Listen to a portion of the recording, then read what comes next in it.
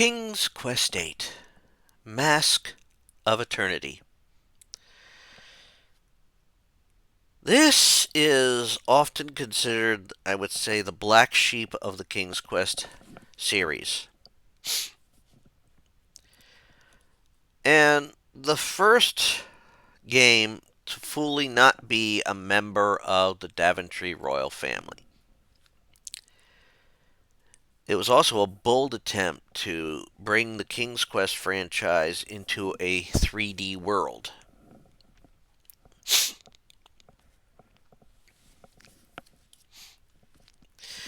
I mean, it was definitely a departure from a series that was more puzzle based and not necessarily life taking based.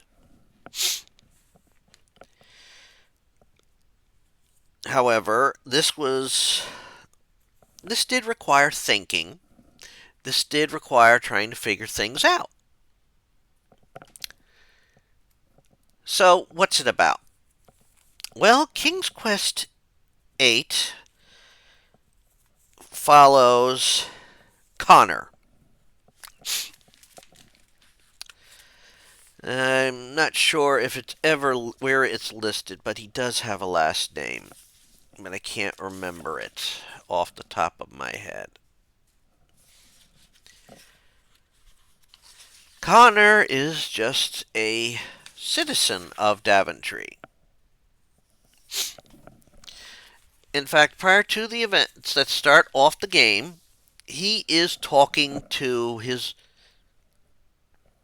girlfriend. The girl he's courting, Sarah. When a foul tempest comes through Daventry, all linked to the breaking of the Mask of Eternity. This is done by our villainous foe,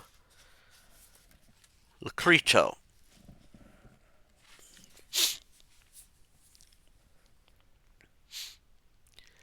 And so from this point on,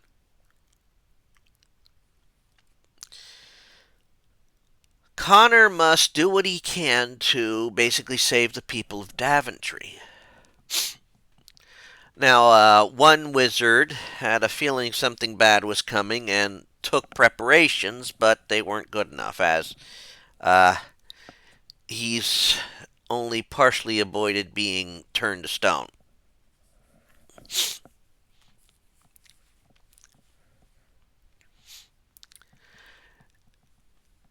And so Connor has also come across has somehow, when the mask was broken, he sort of got one of the pieces of the mask.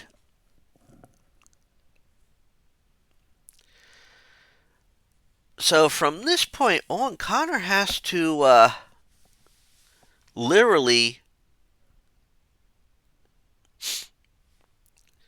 fight off some creatures that have invaded the land.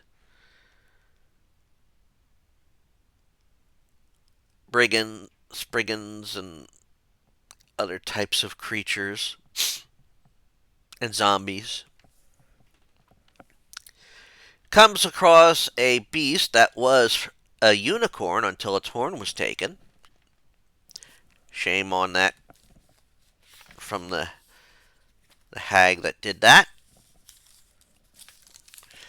He goes to the castle of Daventry, which is where we finally get our first look at our foe, our main foe.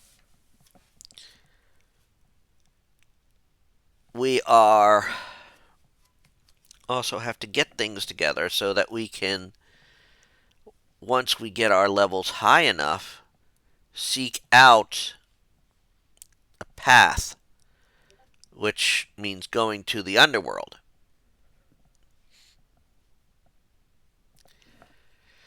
Of course, there is a shadow fiend there, which can't be killed with any regular weapons.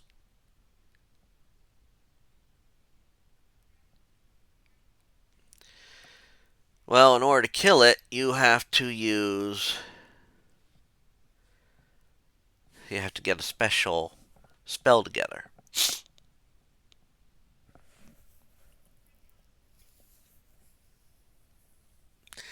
Now, throughout the course of this game, you're going to get weapons and tools and that can help you, even in Daventry. You have to gather armor. Fighting foes raises your experience and your level, making you stronger. You can get a ranged weapon like a bow and arrow, which is very helpful later on. And of course, getting armor is helpful too.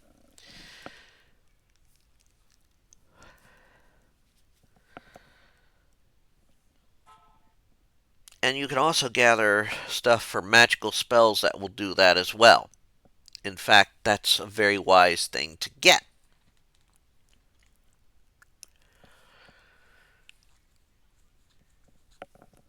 Now, once you get all this together, of course, and get done with that, you enter the dimension of death. And the dimension of death is in disarray as well. In fact, it needs a hero to restore balance.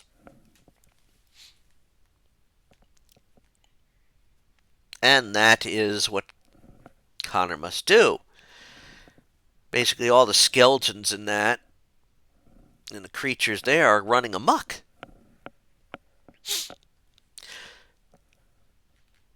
You also have to find the feather of truth. That comes from Egyptian mythology.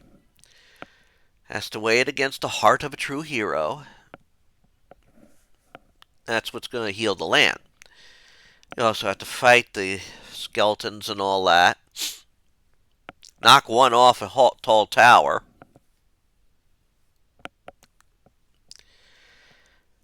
This area is like a whole maze, too, which is kind of fun for me. You have to find another guy from Daventry who fell in battle there and rescue his sister. So luckily, there's two more humans that aren't turned to stone. And eventually, you have to get the Azrael's hammer so you can cross over, lower the bridge over the river Styx. So you can continue on your quest. Because there's many ways into the dimension of death, but only two out. One is linked to Daventry, the other is linked to the swamp.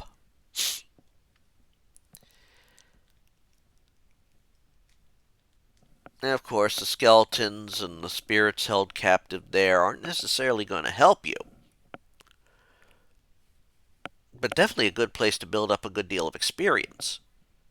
And getting one of the most necessary tools to help you in anything in this game: rocks. Although, you see, the rocks open putting the rocks or something onto the switches around one pillar will open the gates to, the corner rooms of the map. It should also be noted that if removing switches around that area too, where those doors are, you can actually reveal a sylph of beauty, and she will, with just some mold and some rust, raise your strength.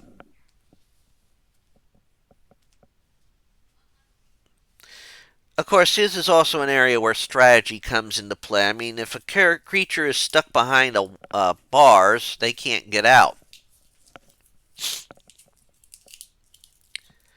So, of course, you have to, kill the creature through the bars. That saves you some time. Then open them all up so you can get things and unlock doors and all that fun stuff. I have to admit, that's a clever thing that they did. in the prison area, you've got 3 sets of switches. One set opens the main portals. Another set opens the cells, but to open the cells, you got to switch another set of switches to see which ones you're opening. It should also be pointed out that on each and every level you go to, you're going to find an area where you can teleport to if you have to revisit an area. This will happen. Of course, after you make your way through the dimension of death, you enter up into the swamp.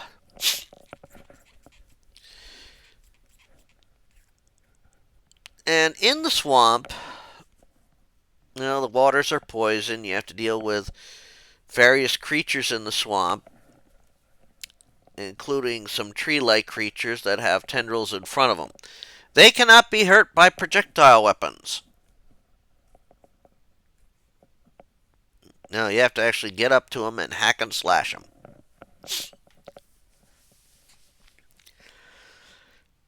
You also got some annoying frogs, which you can shoot and get rid of. That's fun. You have some sprites that love secrets. And in fact, if you can tell them a nice juicy secret, they'll give you a flower that'll help you, won't let you go into the poison water so it doesn't hurt you. Yeah, that's great. Of course, after that, once you have that, you can actually get to the witch's castle and fight her.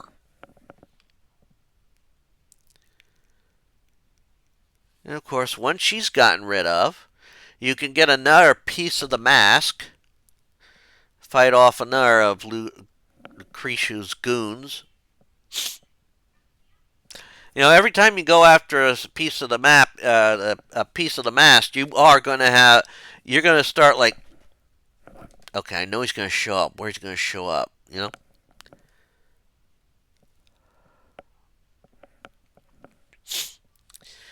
But anyhow, once you get rid of the witch, you can then head into another area. Head up to, you can get that mask piece, but also get something else that will allow you to access something to get rid of all the poison. You can also get before that you get the horn back for the unicorn, so you can actually take care of that.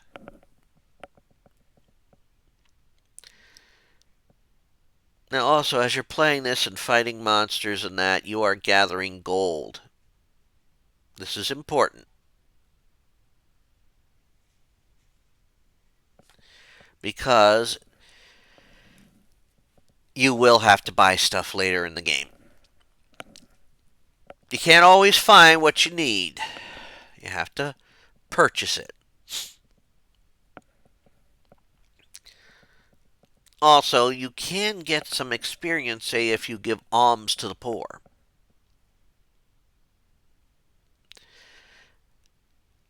Of course, once you then are done in the swamp and cause the return of King Mudge, who's one big frickin' snail, he creates a portal to the realm of the gnomes, underground realm of the gnomes, which there is no way out of. Yeah, the whole Tempest caused a big rumbler, and of course, everybody's sort of stuck.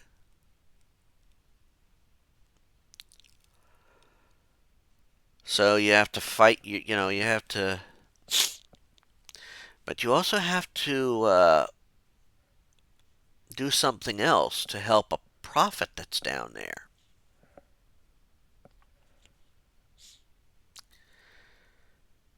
As well as get something else, get some stuff so you can increase your strength again. Of course, once all that is done, You have to get something to basically get yourself moving on to the next part. And and basically you have to defeat a drake. No, not a drake, a wyvern or a worm. It's a worm. And once you defeat that, you get its black diamond heart.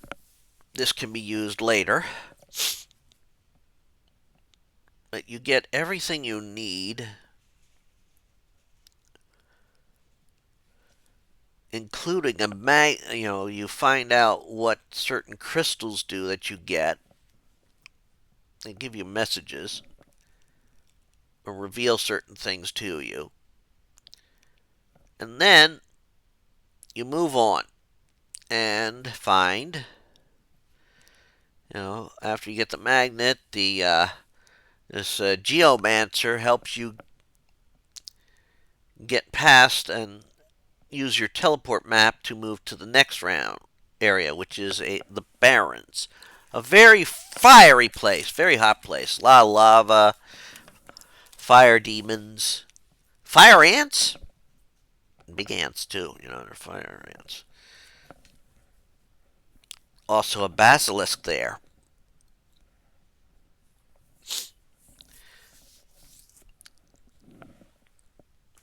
And you find out that, oh, yeah, fire dwarfs. Apparently they have a piece of the mask. You also have to deal with basilisk,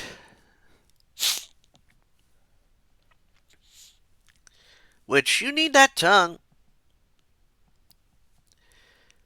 for a permanent spell of might.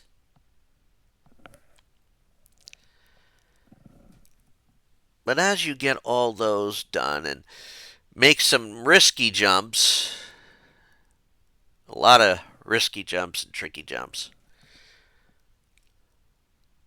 you eventually, to get the hill people on your side, so you can also get a pike for your, or a shaft to make a pike to kill the basilisk, you have to find the stone of order. Well, to do that, you have to basically pass two tests. One is crossing a bunch of sinking blocks that basically represent the prime numbers, the odd prime numbers. 3, 5, 7, 11, 13, 17, 23, I believe. This creates a permanent path across.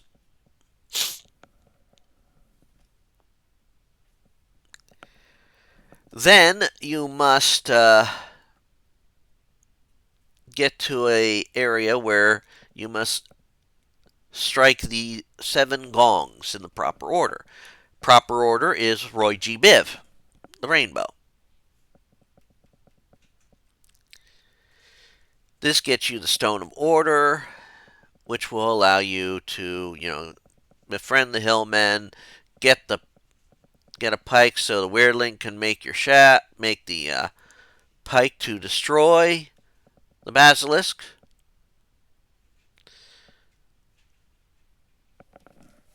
Eventually, you can get more things, more armor, and from a little shrine area, and get into the fire dwarves' lair, where they have captured a woman, a snow nymph.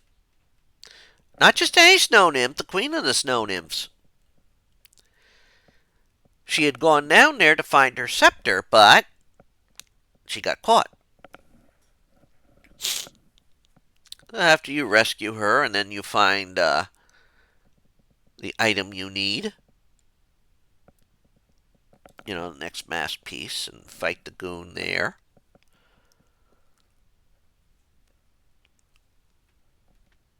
You basically then move up to the frozen realm, frozen reaches,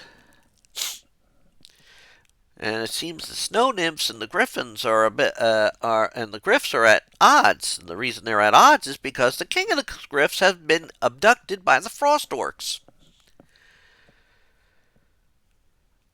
Now, of course, if you have the scepter, you can use the queen's dragon to fly to the other side and start taking care of things there, which includes finding a flaming sword, which is guarded by an invisible snowbane, which is basically a giant invisible rat.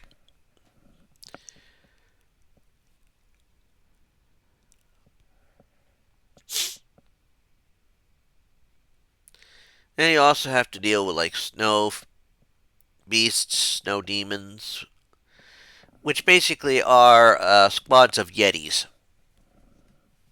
And then taking out the snow orcs and their king.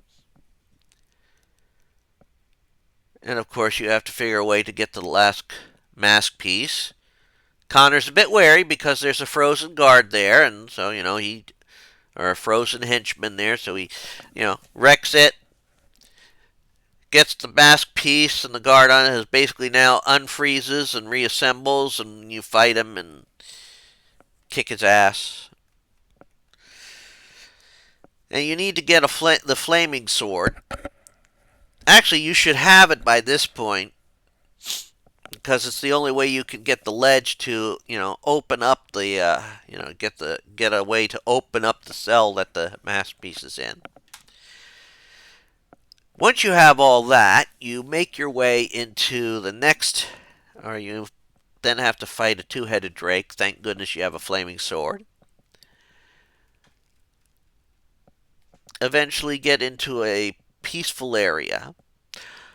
But don't forget to go back. Don't forget to go back over, talk to the Griffs again, because you're going to get from the Griff the last item you need for that spell of might, and you found a place where you can generate lightning. And you make your way then up into a nice little, like, Paradise Lost, they call it. And then you end up fighting, or working your way to, basically the Temple of the Sun, where the Mask of Eternity is supposed to be. It's by this point you have 4 of the pieces. You find the 5th one on, I believe, the first floor of the temple. You also have to fight tons of creatures.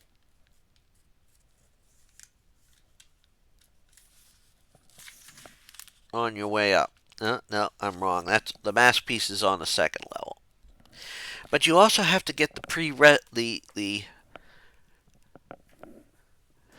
3 questions answered, which the answers will get etched onto a tablet that you find. You can also get your best weapon, best armor,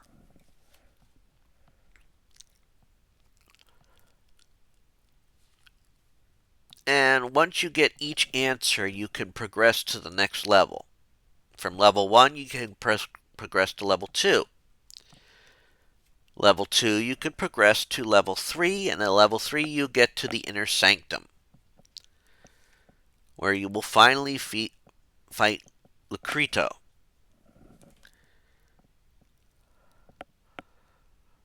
And this is a fight. You cannot kill this man.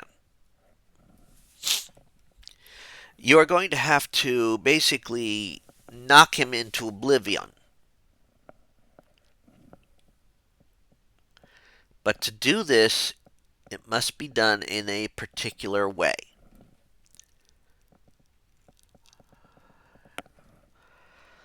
Each time you put a piece of the mask on where it belongs, he attacks. He attacks after the first piece. He attacks after the second. He attacks after the third. After the fourth, he doesn't attack. And you know something's coming. When you put the fifth one in, he attacks again. But he also, the portal to oblivion opens up, and you must knock him into that. This is how you win the game.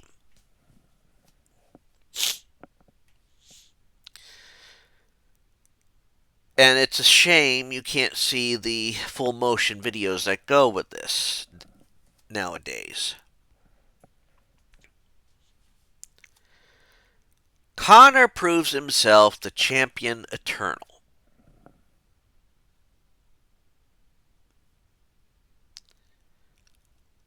He saves Daventry. He saves the world. He saved the underworld. He saved every place. And he is not of noble stock. He even admits that.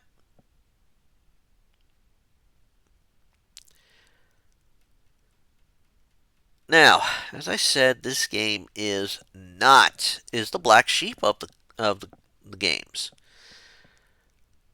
This is also going to be the hardest one you can ever replicate or play on newer systems. See, back in the time, they did not take into account, the advancement of things. This was a CD-ROM game, and it had set in it precautions. If you play this in a computer that doesn't have a CD-ROM drive in it, you have to basically fake a CD-ROM drive being in it to play this game. Because, back at that time, copying a CD-ROM was not necessarily an easy thing to do.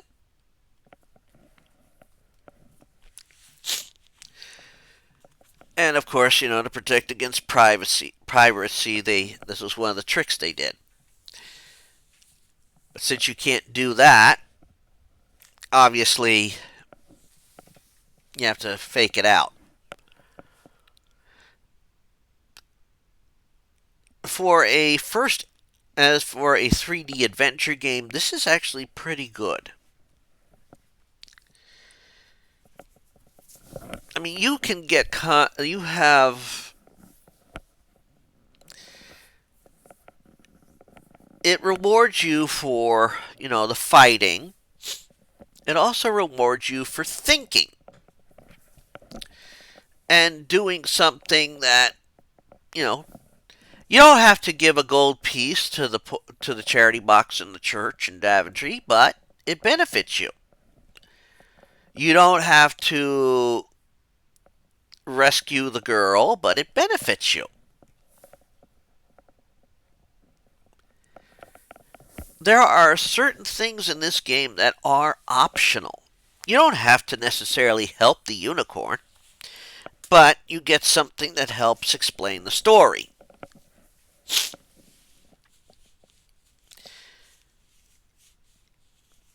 There are certain things you don't have to do in this game, but it's beneficial.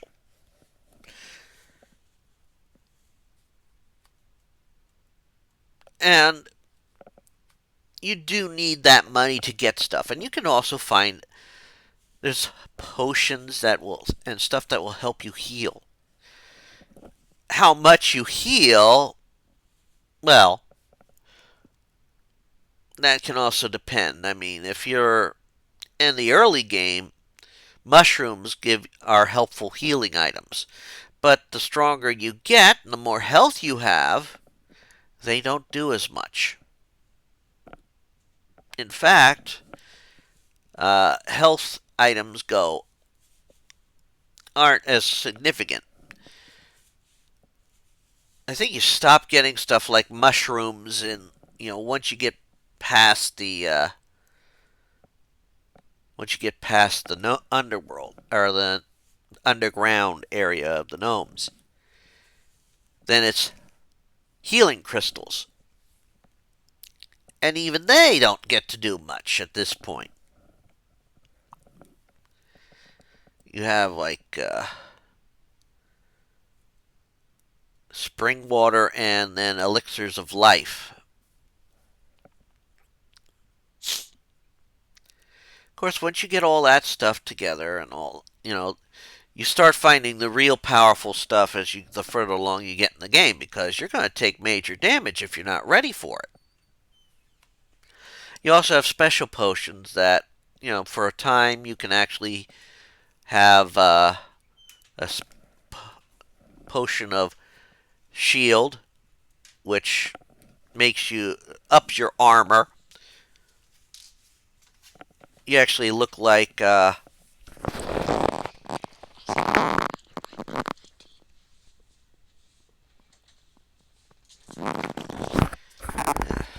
about that. Uh, Basically, you have armor, or you get not armor. You Your spell will actually make you look like your Colossus from the X-Men. You got a spell to boost your strength. You have a spell that lets you see stuff that is not meant to be seen. Very good for finding a giant invisible rat. You also get something that will actually cloak you from most minor enemies.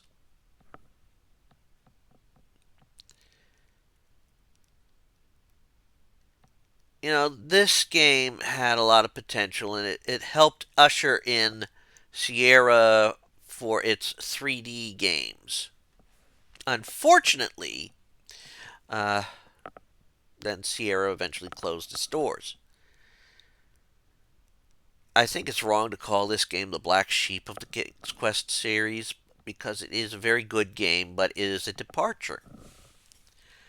And just because a game is a departure from what a series has been, that does not mean it's going to be a bad game. And I played through this game a few times in my life now. I find it enjoyable.